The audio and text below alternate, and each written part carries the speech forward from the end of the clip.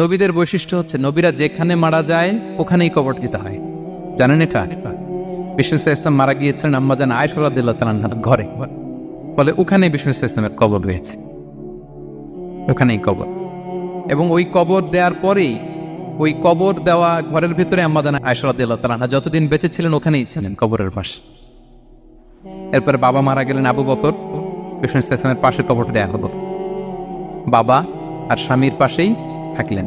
এরপর ওমরে ফারুক মারা গেলেন, ওনারও কবর দেয়া হলো।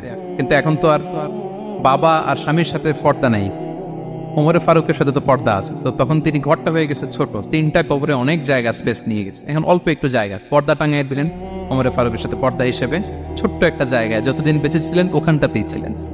ওমরে ফারুক যখন আমিরুল মুমিনিন খলিফা, তখন ছেলে আব্দুল্লাহকে পাঠিয়েছিলেন যে যাও একটা অনুমতি আগে থেকে নিয়ে রাখো আম্মাজান আয়েশার কাছ থেকে, যেহেতু ঘরটা ওনার, ওনাকে বলে রাখো যে আমি মারা